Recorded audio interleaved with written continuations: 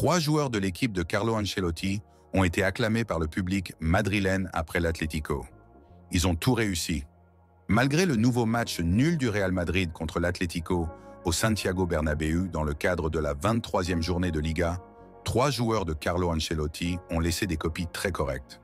Après le coup de sifflet final, les éloges ne cessent de tomber pour ces derniers. C'était clairement le plus gros duel du week-end en Europe. Zrenia Real Madrid et l'Atlético se sont livrés une bataille ardue samedi soir.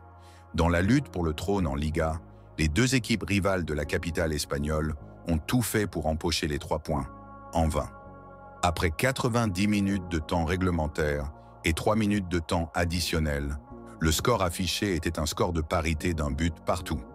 Si les Madrilènes regrettent ce résultat dû à une nouvelle décision controversée des arbitres, plusieurs se félicitent du match de ces 3 joueurs de Carlo Ancelotti.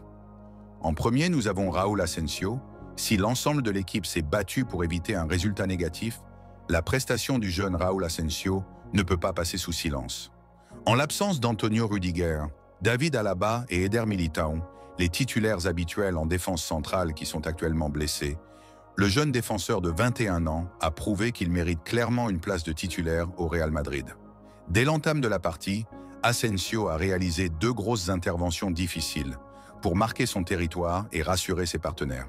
Avec sa pointe de vitesse, son agressivité et une intelligence de jeu incroyable, le joueur a brillé dans son secteur, ce qui a permis également à Aurélien Tchouaméni de réaliser un match correct.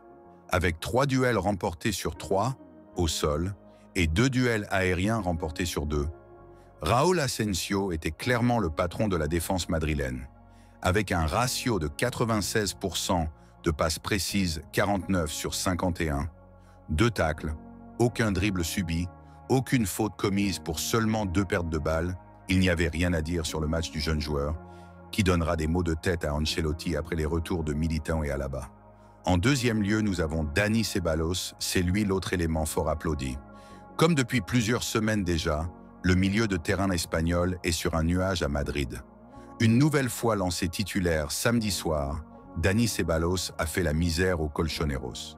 Avec un ratio de 5 sur 5 passes en profondeur réussies, une grosse occasion créée, un tir cadré, 3 tentatives de dribble réussies sur 3, 3 tacles reçus et 9 duels au sol remportés sur 12, l'ancien joueur du Real Betis était le meilleur milieu de terrain madrilène du match. Samedi soir, il a réalisé 124 touches de ballon, 101 passes précises sur 102 tentées, ce qui le met au-dessus des autres milieux de terrain de la rencontre. En effet, comme le dénote le site spécialisé Squawka, après le nul du derby, Dani Ceballos est le seul joueur à avoir une précision de passe de 99% ou plus. Depuis le début de la saison 2017-2018, lorsqu'il a fait ses débuts avec le Real Madrid, il y a eu 366 cas où un joueur a tenté plus de 100 passes lors d'un match de Liga. Pour Carlo Ancelotti, il s'agit tout simplement d'une chance d'avoir ce joueur dans son équipe.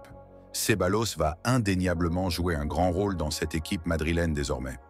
Et enfin, nous avons Rodrigo Goes, c'était le meilleur attaquant madrilène de la rencontre.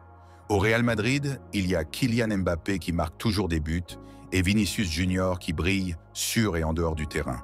À côté, Rodrigo Goes, qui n'a pas la même cote de célébrité que ses partenaires de l'attaque, est en train de réaliser des matchs incroyables depuis le mois de décembre. Aligné sur le côté droit de l'attaque ce samedi, l'attaquant brésilien a été le plus en vue, alors que souvent le jeu se penche sur le côté de Vinicius Junior, où Kylian Mbappé se sent également à l'aise. Les choses ont été tout autres contre l'Atlético Madrid. Tellement en jambes, tous les ballons dangereux passaient par Rodrigo, qui a clairement fait pencher le jeu sur son côté. Pour confirmer les choses, le but égalisateur de Kylian Mbappé provient du Brésilien. Avec sa vitesse, ses capacités à briller, l'attaquant a prouvé qu'il était le plus complet des joueurs offensifs madrilènes actuellement. Malheureusement, la cote de popularité de Mbappé et Vinicius le fait passer en second plan auprès de Carlo Ancelotti, qu'il a une nouvelle fois remplacé par Brahim Diaz, alors qu'il était le meilleur joueur offensif.